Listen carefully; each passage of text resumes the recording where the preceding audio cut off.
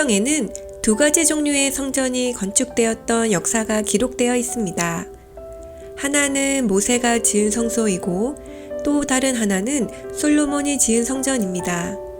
둘 다 하나님께서 머무시는 장소로 지어졌지만 그 과정은 근본적으로 달랐습니다. 옛날 모세가 이스라엘 백성들을 이집트에서 구출하여 시내산 앞에서 머물렀을 때 하나님께서는 모세에게 그들과 함께 머무실 성소를 지으라고 지시하셨습니다. 단 하나님께서는 기쁨으로 자원하여 참여하는 자의 예물만 받으시겠다고 거듭 말씀하셨습니다.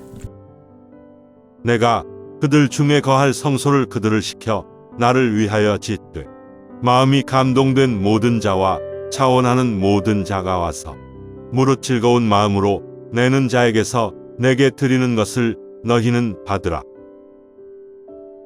하나님께서 모세에게 어떻게 건축해야 하는지 일일이 알려주신 성소에는 금과 보석, 실과 나무 등 다량의 귀하고 값진 재료들이 필요했을 뿐 아니라 정교한 기술이 필요했습니다.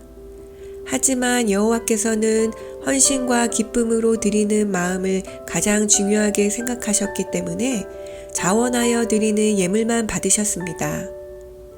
이스라엘 백성들은 기쁨으로 넘치도록 예물을 드렸고 하나님께서는 사람들을 선택하셔서 그들에게 성전 건축에 필요한 특별한 기술과 지혜를 부어주셨습니다. 하나님의 신을 그에게 충만케 하여 지혜와 총명과 지식으로 여러 가지 일을 하게 하시되 단지파 오홀리압을 감동시키사 가르치게 하시며 지혜로운 마음을 그들에게 충만하게 하사 여러 가지 일을 하게 하시되 조각하는 일과 공교로운 일과 세공하는 일과 수놓는 일과 짜는 일과 그 외 여러 가지 일을 하게 하시고 이로써 모세가 광야에서 지은 성소는 많은 사람들의 기쁨의 예물과 하나님의 축복이 협력되어 완성되었습니다. 반면에 솔로몬이 건축한 성전은 달랐습니다. 그의 아버지 다윗으로부터 설계도를 받았을 때 솔로몬은 그 공사에는 수많은 기술자들이 필요할 거라는 사실을 알았습니다. 그는 믿음으로 하나님을 바라보며 성전 건축할 기술자들을 구했어야 했지만 그러지 못했습니다. 그 당시 이스라엘에는 옛날 성소 건축을 위해 조상들에게 부여되었던 재능들을 대대로 물려받은 후손들이 살고 있었는데 그들은 더 많은 돈을 벌고자 이교의 왕들을 섬기는 일을 하고 있었습니다.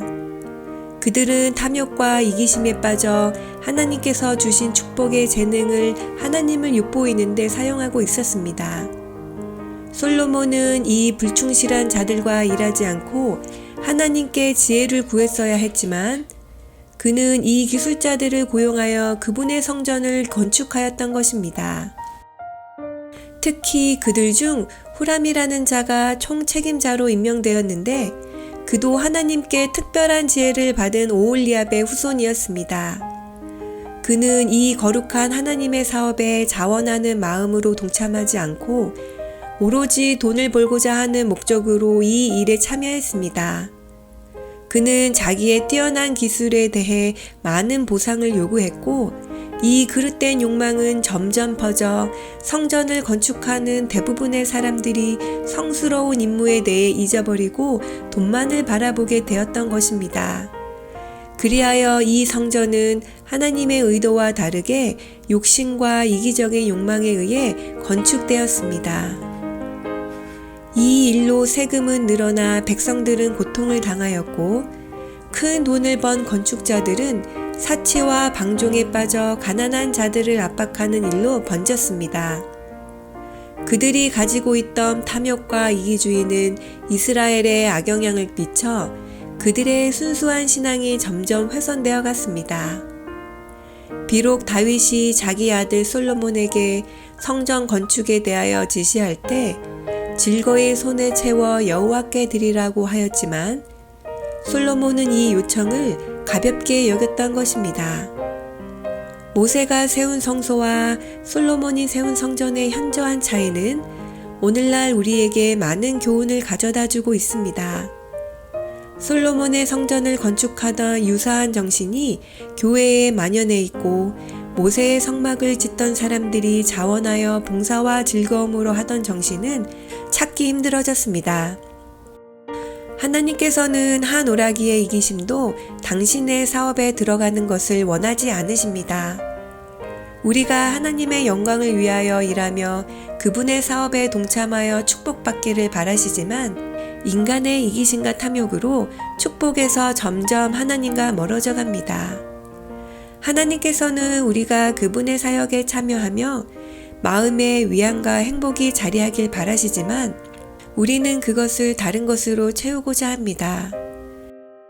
하나님의 사역에 우리가 아무리 큰 재능과 예물로 동참한다 할지라도 우리의 자아를 그분 앞에 다 내려놓고 임하지 않는다면 그 사업으로 하나님과 동행하기 힘들다는 것을 기억해야 할 것입니다. 너는 진리의 말씀을 옳게 분별하며 부끄러울 것이 없는 일꾼으로 인정된 자로 자신을 하나님 앞에 드리기를 힘쓰라.